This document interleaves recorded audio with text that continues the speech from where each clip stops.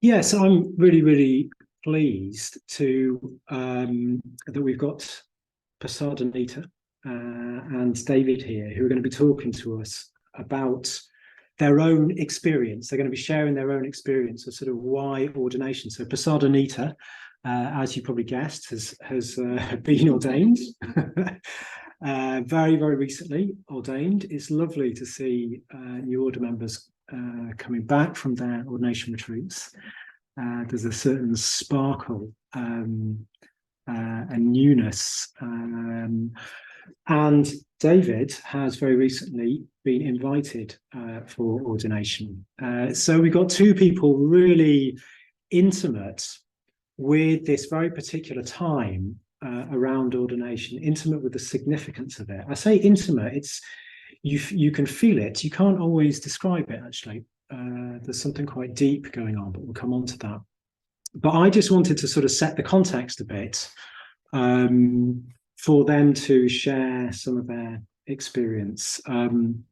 So what's happened is, however many years ago, Pasadanita and David asked for ordination. They asked for ordination. They came to a certain point at which they wanted to be ordained. And that's quite significant that they ask for ordination. It's not like school, because you're in the fifth form, you've got exams at the end of the year and you have to do them. It's not really like that. It's very significant that you ask for ordination. And that is because it is an individual undertaking. It can only be an individual undertaking. But what have they asked for? Do they know what they've asked for? Do I know what I asked for and got at ordination?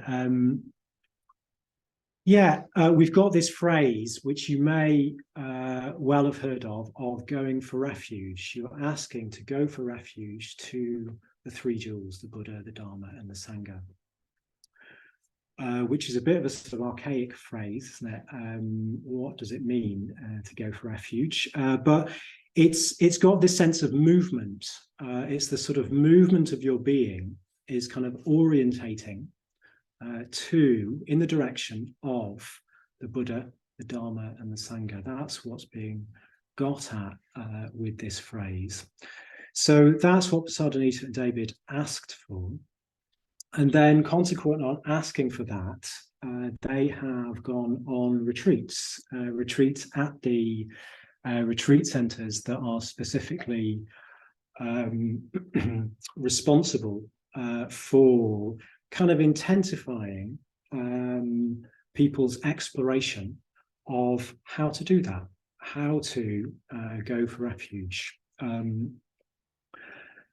So the good thing about the phrase going for refuge is that it's movement. And if we're at all self-aware, we'll see that the movement of our being is kind of contradictory, pulling in all sorts of different directions. And what you're trying to do is sort of become self-aware and see what it could mean, how you could sort of coax the sort of the current, if you like, of your being in one direction. That's what you're trying to. That's the exploration you're kind of trying to engage in with those retreats, on those retreats, and that is quite a thing to do. That's why it's an individual. It's only you that can do that. Having said that, whilst it's you and only you that can and must do that, if you've chosen to, you don't do it by yourself. So you do it yourself. It's you yourself. Sangharasta says you don't do it by yourself. So also very much part of training's not the best word. Training sounds a bit sort of external, like you just got to do the right number of press-ups and then bingo. It's not really external. It's much deeper, much more individual than that. But it's not done by yourself. You do it with other people. It's as much sort of getting to know other order members, and order members getting to know you, getting to know other people with training coordination, getting to know other people who are mitras and friends exploring Buddhism. That deepens and clarifies this process of how you, as a distinct individual, can go for refuge more deeply, can practice more deeply. So that's what Pasadanita and David have been engaged in. And at a certain point, as if by magic, you get invited for ordination. So what is that about? Why ordination? What's the significance of ordination? That's really what we're exploring here. Well, ordination is the point at which the sort of disparate sort of currents of your being are integrated enough for you to be able to commit. That's really what ordination is about.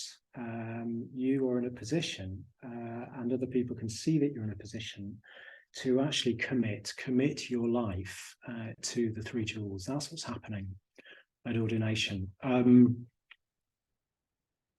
Now, the only thing, in a way, that makes it very, very simple, doesn't it? But it makes it sound too simple, perhaps. Commitment almost sounds like it's just a sort of, kind of diary matter of committing time, as if you could kind of look at your diary and, yeah, I could do that this week. It's a simple word, isn't it? It's a very, very clear word for it. But in experience, there's something profound about it. And my first experience of that was when I'd been coming along to the Sheffield Centre for a matter of months. And somebody went off to get ordained, and then they came back. And they came back and they were different. They were different. I couldn't put my finger on what it was, but they were changed. They were changed by it. And I didn't really know what, how to relate to that. I ended up feeling like I needed to call him Mr. Somebody, which he replied back to me and called me Mr. Which sort of completely stopped me in my silliness. But it's just this sense that this person is sort of different. Something has changed. There's something profound gone on. So that word commitment, in a way, doesn't evoke that, does it? It doesn't evoke some sort of deep change, deep sort of shift. But perhaps an analogy that came to mind for me was rock climbing. I used to be a rock climber, and there are kind of two types of rock climbing: sport climbing and traditional climbing. Sport climbing, there are these bolts in the rock that you can clip in as you go up. So if you fall off, you only fall the distance back to the bolt on the distance below as a consequence of the rope holding you. Yeah. So that's sport climbing. Traditional climbing, you don't have any bolts. You put in your own protection. You find kind of wedges. You find kind of cracks in the rock, and you place wedges in them. And you've no idea before you start the climb whether you're going to find those places or not. Now, the experience of doing the two different sorts of climbing is tangible. So with sport climbing, you're sort of safer. With traditional climbing, as soon as you've left the ground, you don't know what's going to happen. You don't know what's going to happen. So traditional climbing is more committing. That's the way it's talked about. It's talked about as more committing. And I used to love it. There was something about it that happened when you're doing traditional climbing. It doesn't happen when you're doing sport climbing. As soon as I'd left the ground, I was committed, and it changed me. Something my whole mind, my mind state, and actually my body, my sort of physical, at times, consequently, was sort of changed by it. The realities of climbing, in a way, were sort of neither here nor there, but the shift in my being opened up a potential that I had no other way of accessing. And that's why I wanted to do it, and I wanted to do it again. It was mad. It's a really mad thing to do, and I'm very glad that I've found Buddhism instead. But the point is that commitment changes you in some profound way. It gets to something. So there's something profound about commitment. So that's what happens at ordination. But I just wanted to sort of contextualize before handing over to hear from David and Pasadanita their own experience. It's precious, actually, to hear this sort of experience. So I'm really, really pleased and grateful to have you both here to do that, to talk about that. If we had more time, I'd introduce you a little bit more. But I think I'm just going to say it's been such a delight. David has just thrown himself in with the Buddhist life, and probably got an invite before he reckoned even himself. But it's been a delight to see that sort of that enthusiasm and wholeheartedness and sincerity, actually, tremendous sincerity with David. So delighted to hear what you have to say.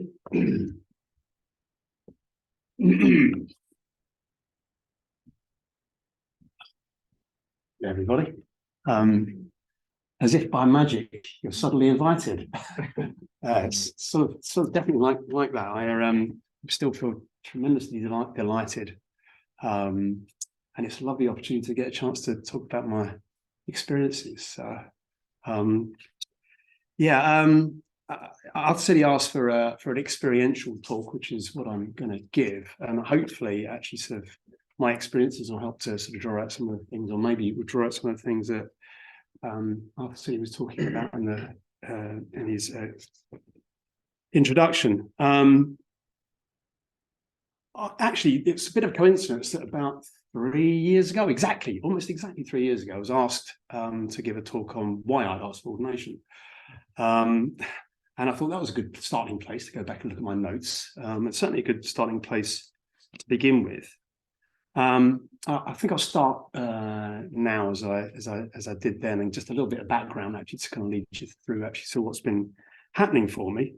Let's kind of start at the beginning almost. When I was very young, I had this sort of sense that there was something not quite right with the world. I had the very sort of powerful sense that conscious existence was this sort of kind of miracle, a real sort of privilege, but all the adults around me seemed to be sort of turning into this kind of slightly dull soap opera. And there's some happiness in there, but there's quite a lot of sort of boredom and obligation and sort of unhappiness and some kind of some kind of stronger stuff than that. And it didn't seem to sort of stack up for me. I thought there was something just sort of missing, taking consciousness for granted in some way. But I was a kind of lone voice, it seemed, or I wouldn't really talk to anyone about it, but sort of lone thought. And I thought the world must know better than me. And I just sort of thought I'd just get on with the business of being a child and get on and be educated and get a job and do well for myself and things the world says you should do. And I actually did reasonably well at that. I actually sort of got a pretty good job, quite a successful career in the city, a wonderful family, loving wife, two now quite grown-up boys. But in my kind of 30s, 40s approach, those sort of existential misgivings began to resurface. Like, what was I doing? Why was I doing? What was I doing all this for? And there was kind of a lot of stress. I was quite unhappy, even though outwardly, things were going really quite well for me. Very well for me, really. So I started reading. I started looking in books because the answer had to be in books somewhere. Became really quite avidly a reader, philosophy, psychology. literature, poetry, art, and there were glimmers of what it was I think I was looking for in all of that, but no more than that. Religion as well, and Buddhism began to sort of emerge as maybe the one that had the most kind of coherent response to what my questions were. But it was a lone practice. I was sort of out of books, and I was listening to some Dharma talks, and I had meditation practice. But it was just part of a whole sort of attempt to figure out what was going on, what was missing. At the same time, I was feeling that the actual pressures of work were just too much. I just wasn't enjoying myself, and I was kind of fortunate enough to get to a point where I could retire from the city and find some job that was less fueled by fear and greed, which is what I did, and carried on with my readings and my researches into my inquiries into Buddhism practice. But it really only ignited when I walked in through the centre here. I'm sure that's true for lots of us. That I kind of walked in through the doors, and that other possibility that I sort of suspected there must be in the world when I was young was just very manifest here, in the way that these wonderful people in the centre just happened to be amongst each other. It was really very, very eye-opening. So I was sort of kind of immediately sold. This is actually where I need to put my attention. And as I came along, then the teachings of Sangharakshita really began to bring Buddhism, which had been this sort of book-learned, idea-based approach to Buddhism, like vividly to life.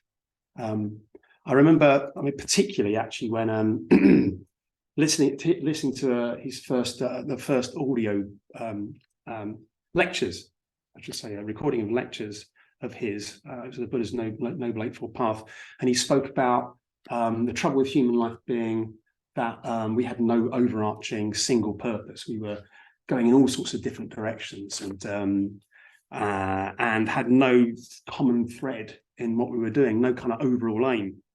And I found it very, very powerful. So I carried on throwing myself in as much as I could around the centre, attending as many things as I could.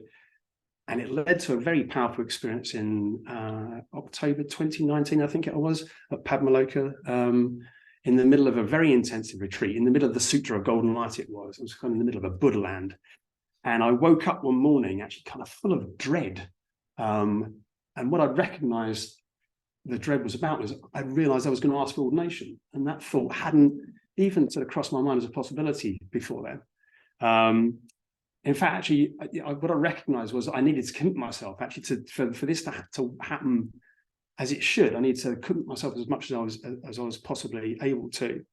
But in fact, I'd actually already made that commitment in a way, and my kind of rational mind was just catching up and slightly terrified. So yeah, in that talk, I went on to reflect in sort of four ways that I needed to open up to the fact that some deeper, wiser part of me actually knows what's better for me.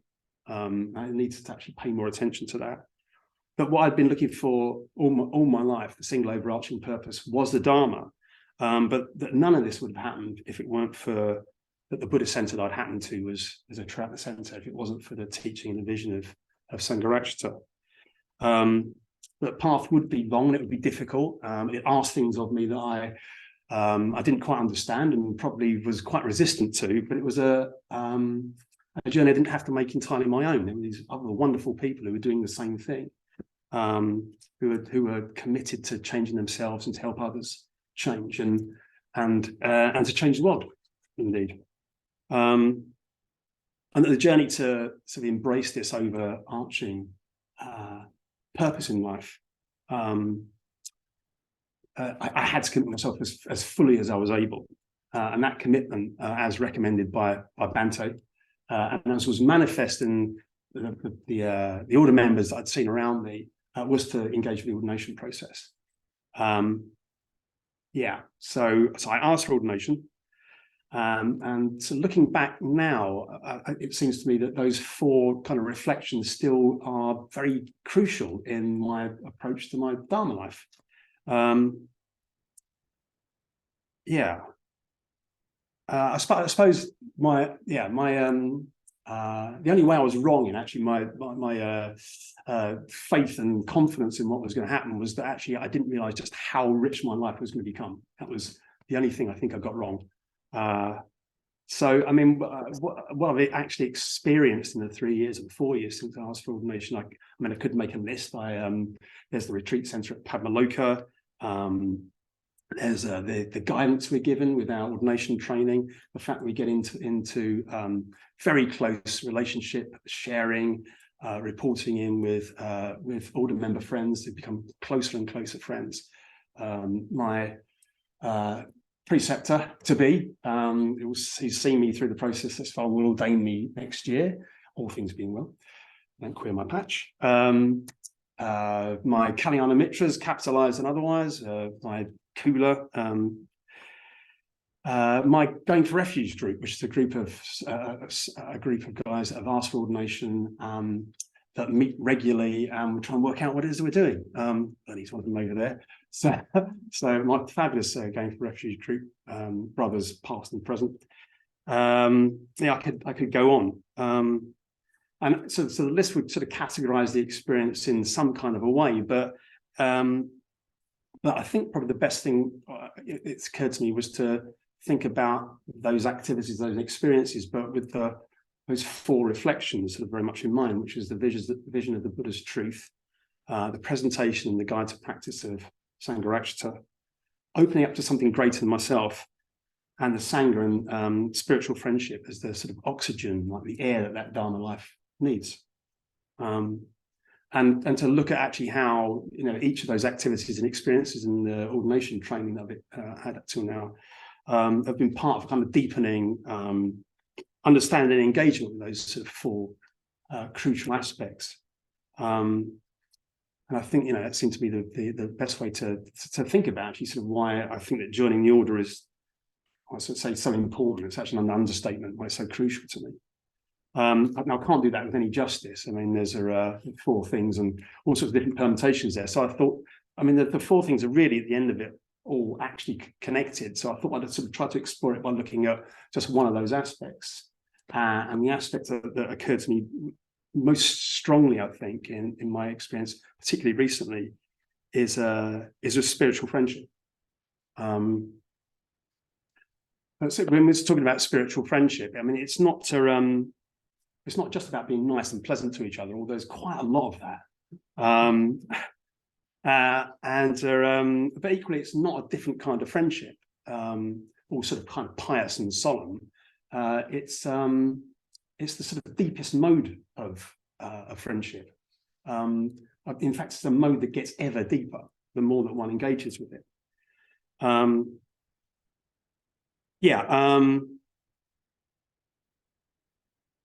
So, and it seems to me, it's actually sort of what knits the Sangha together. And I think that's what that other possibility is that I experienced when I first walked into the centre. The sense of possibility of exploring the highest truth in company with people who are also likewise exploring that truth and in their own practice are urged to help others to explore.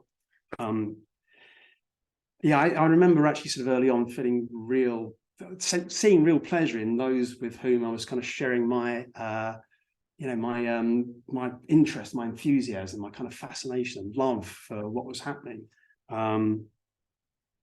It was a kind of really very heady feeling. And many of those people that are from the earliest days are now my closest friends. They're closer friends than I could possibly imagine friends can be. And I've also found increasing pleasure myself actually in sharing others with me, people who are actually wanting to share their love and their commitment and their fascination with the Dharma life. It kind of feels like it's real kind of like rocket fuel for driving one to sort of wider and wider connections, for deeper and deeper connections with people. So Bhante described or defined spiritual friendship as a vital mutual responsiveness on the basis of a common ideal and a common principle. As a shared exploration of the spiritual world between people who are in a relationship of complete honesty and harmony.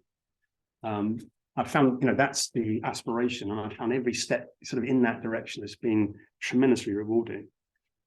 I found it, we had a wonderful Metta Bhavana here this evening, and I found that this really sort of fuels really quite powerful experiences of metta, of love and sincere appreciation. It's really wonderful to be in a context actually where one can share one's love and appreciation very freely, and actually to have other people's love and appreciation reflected back at one in all the various different ways that people do. And I think it's in this that I sort of best understand what Bhante said when he said that Dharma is best caught, not taught. And it occurred to me we've had a few years really of finding out how to avoid things, catching things, spreading things we don't want. So if we do want this, what we need to do is just reverse the advice. We need to mix as widely as we can. We need to be in very, very close relationship with people. We need to particularly mix with people with a very bad case of it themselves. And if we're developing ourselves, we need to get out there as much as we can. I think that it's through this experience of friendship that I've really truly learned to go outward. I mean, I think I was so entrenched in the self-development model. We've had Jan Arch here talking about the personal myths. And so I kind of struggled to see practice of altruism and metta as something beyond actually what was good for me. But that's been attenuating quite strongly. There were all sorts of things in my practice that have been working on that, but I think it's spiritual friendship, which is the kind of practice of being in closer and closer and deeper relationship and friendship with others who are likewise practicing, that really opens one up. So as I think I've felt the self-developmental model sort of easing its sort of like jealous grip of me, there's a sort of a definite sense of inrushing, of opening up to other. And that sort of opening up to other in terms of the highest, but actually in sort of lockstep with opening up to more and more other people, other individuals. But I find that's particularly coming out of a sort of crucible of closer and closer friendships, a small group of friendships, and exploring actually what that is actually in smaller group, in those intense groups. And of course, ultimately, it's not just ourselves and the Sangha that benefits. So I've definitely sensed an appreciation in my family and my friends about this difference that there's been in me, the difference that how I am with them. It is an appealing difference. It's one that I was very attracted to when I first walked in through the centre. First met Buddhists, actually, there's this kind of different way that people are, and it's kind of wonderful to think that I might manifest that a little bit these days. But it's another one in the eye for my self-developmental model. It's not me. I just sort of caught it, didn't I? And there's a whole sort of bigger talk about another talk about the world needing more friendship. I mean, if we could just go out and be more friendly with everyone we meet, with everyone we encounter, even every creature, that's good. That's sort of bodhisattva activity right there. So I asked to join the order. I've been invited to join the order, and I really want to join the order. Arthur City's already pointed out, what's the order? Tricky territory, and one that I'm not even going to touch on. But I can say that I've kind of sketched out a life here where I've just sort of found increasingly easy, positive responses to things that are clearly positive, even though I don't quite understand what they are. It's kind of seen me this far, so I'm thinking actually I'll just carry on with that approach, and also that in my experience so far, at least, it's clear that while we're developing our own Dharma life, our friends, and particularly our closest spiritual friends, become absolutely crucial to us. I feel irresistibly drawn to people who are in the closest communication and relationship with each other, or at least have the aspiration. I'm sure we actually all have our moments, who want to actually reach out beyond themselves and each other to the world, to be a full step. Otherwise, none of us can be on our own. We can't even aspire to be on our own, I don't think. But there's people actually who share a connection and a commitment to the Buddha, to a transcendental ideal, to something beyond the world, something sort of more than the world, something that's actually really magical. To be inspired by people, by committed practitioners, how they are and what they do, and as much as I can, and aspire to continue to try to inspire and encourage others. That's my talk. Thank you very much.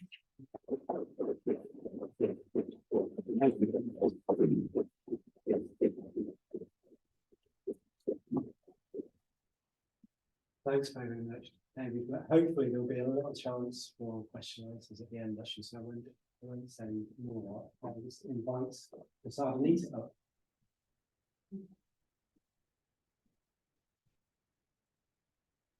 So I know Pasadanita even less than David. But I'm really delighted you're saying just a little sense I've had actually of Pasadanita is someone who's got a very sort of calm and sort of penetrating mind. My sense is someone who's really able to sort of look at something, whether it's easy or difficult, sort of experience, and really sort of go into it. I think that's struck by that sort of quality. So really interesting to hear more from you now. Thank you, Adesudi.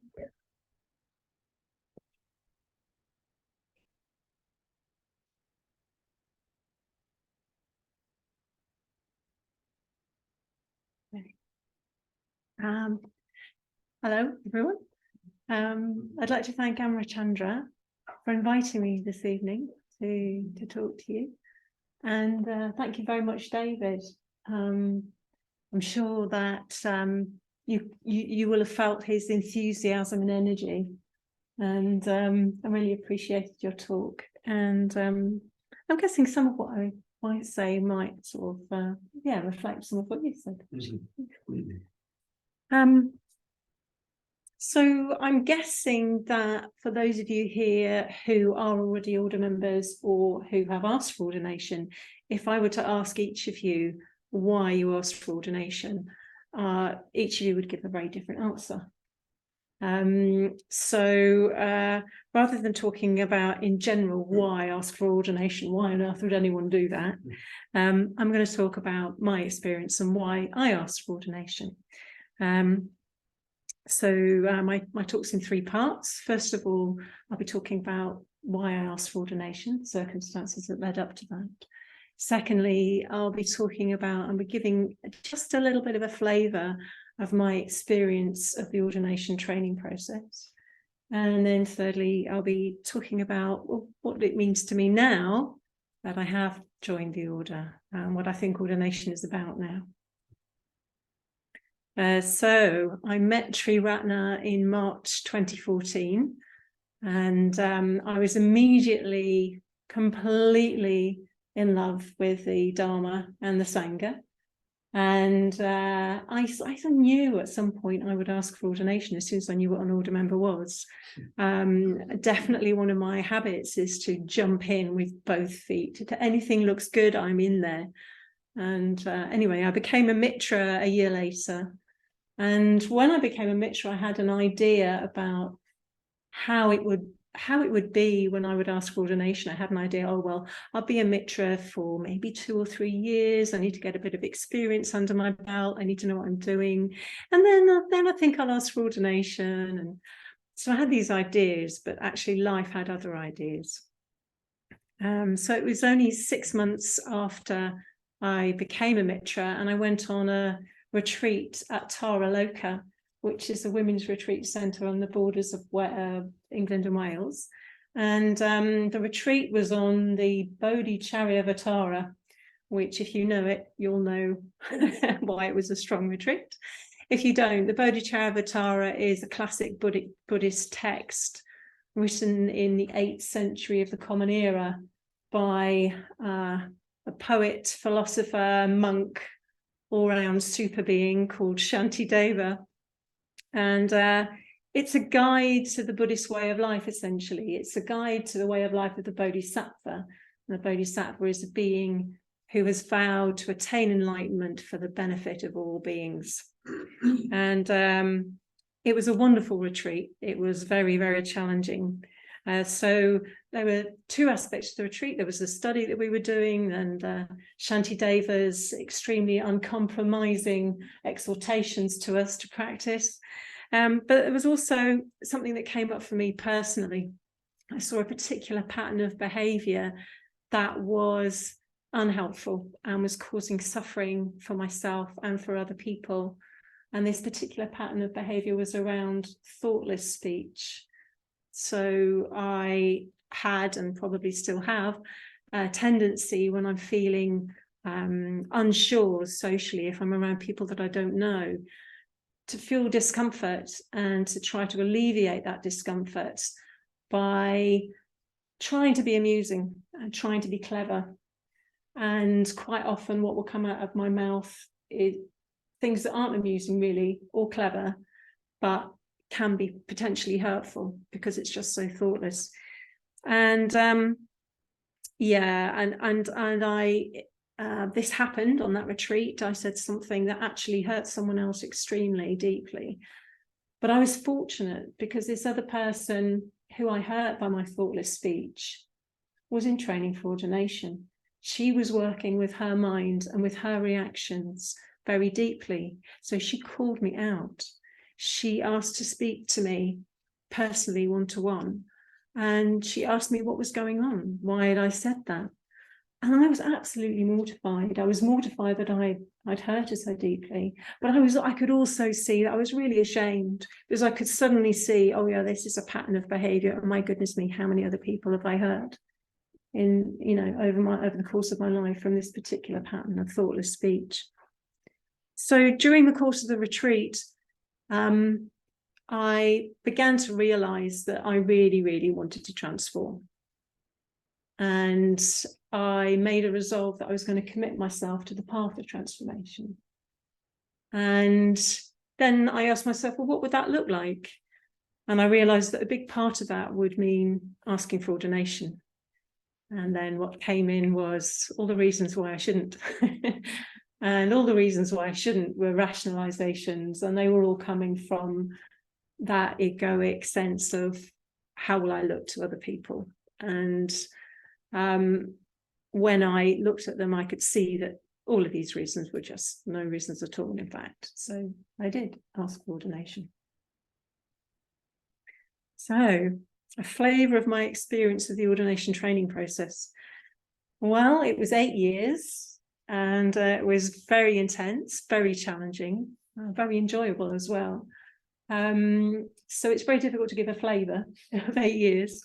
But I'm just going to give a flavour of a particular thread that ran through. And I realised fairly early on that before I could actually begin to transform myself, I would need to know myself better. And I realised that I didn't actually know myself very well at all. And then I realized why I didn't know myself very well at all.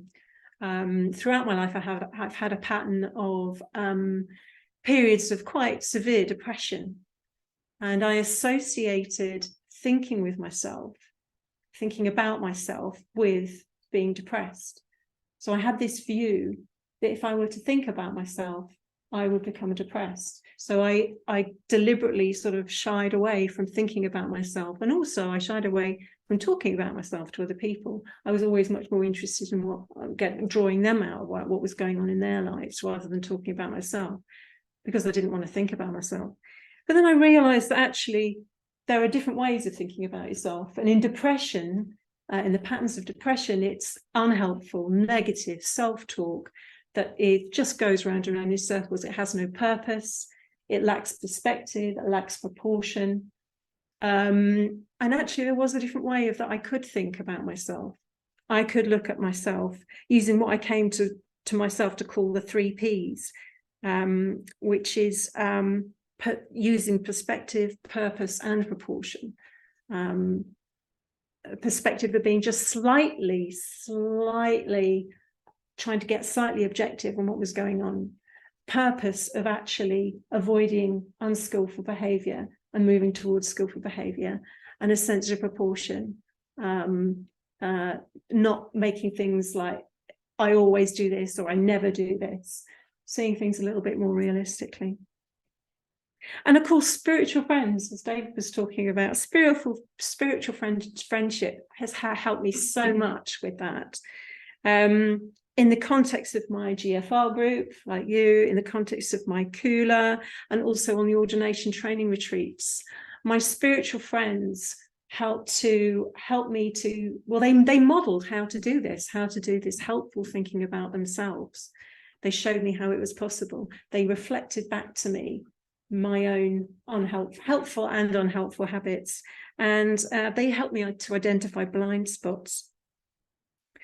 So over the 8 years, I've seen many more unhelpful patterns of thought and behavior, and through being seen, those patterns are beginning to weaken, and some of them have even fallen away altogether, and some of them I'm still working with and keep coming back to, but they gradually lose their power and their hold over me.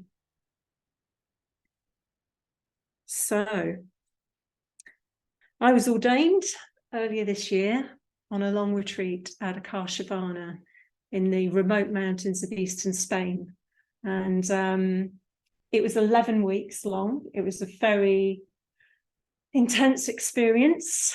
Just a few words that I can say about it: challenging, intense, beautiful, life-changing, and incredibly mysterious. And I think I'll probably be spending the rest of my life reflecting on the retreat and trying to make sense of what happened. Really, I feel very thankful to my private preceptor, Virya Jyoti, and to my public preceptor, Subhadramati, and also to the rest of the women who were on the ordination team leading the retreat, the community there, and also my 13 fellow ordinands, who I now rejoice in calling my friends. So, what does it mean to me now to be an order member? Well, I can't really give a clear answer to that. But following that thread that I was talking about, the path of transformation, I can probably follow that a little bit. I think what it means to me to be an order member is that I've taken on a deeper level of commitment to that path of transformation. It's not just about me transforming myself anymore, actually. So when we're ordained, we take on 4 lines of acceptance. So I'll just go through those. With loyalty to my teachers, in harmony with friends and companions, for the attainment of enlightenment, and for the benefit of all beings, I accept this ordination. So the loyalty to my teachers and in harmony with friends and companions is the context of the order. This is how we comport ourselves in the order, how we relate to the other people who form the order. For the attainment of enlightenment, I have a responsibility and a commitment to my own practice, deepening my practice of meditation, of ethics, of wisdom. And for the benefit of all beings, that's bringing in the altruistic dimension in the broadest sense. Thank you. So the questions that I've got for myself is, at the moment, how can I continue my transformation, and how can my continuing transformation both support and be supported by other people who are also transforming themselves? And how can our transformation of ourselves be part of something much, much bigger? The transformation of the world through the transformation of human consciousness. Well, I don't have any answers. But by joining the order, I'm committing myself to exploring these questions more and more deeply. And I can't imagine a more inspiring way of living out the rest of my life. Thank you.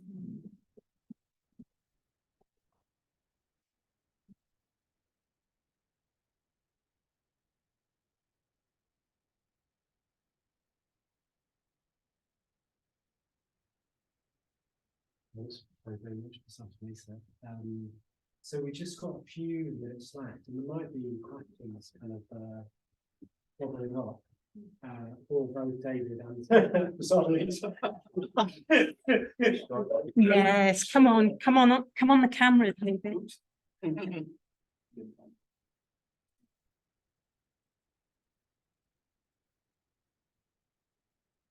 Can we ask you anything?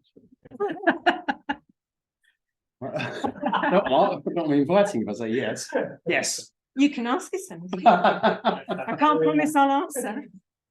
So are there any questions? Well, you're probably just sort of absorbing the talk, something.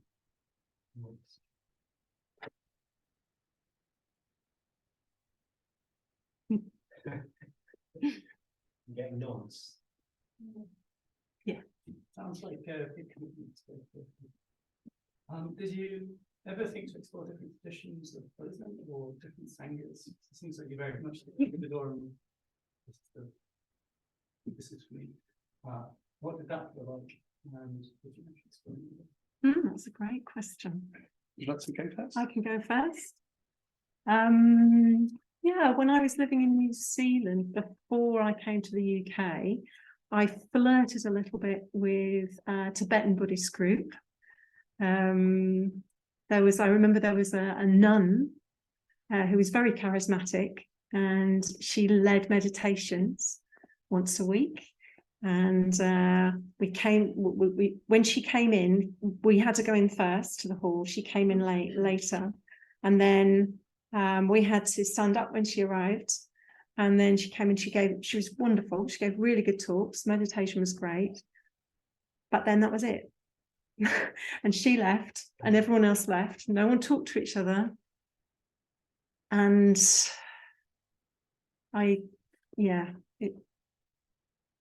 not what I needed. It's not what I needed and not what really floated my boat. So, but that's the only other contact really with Buddhism that I've had. And I never thought, as soon as I met Sri Ratna, I never thought of looking for anything else. I think there was something about the fact that it's culturally, Sangharakshita's exposition of the Dharma is culturally attuned to the Western context. So nothing felt alien or weird or odd, or I would have to change in a way that I didn't feel comfortable with. And also something for me very, very important in the fact that women in Sri Ratna, that ordination is equal status to men, and that's not the case in most other Buddhist traditions. Yeah. Thank you.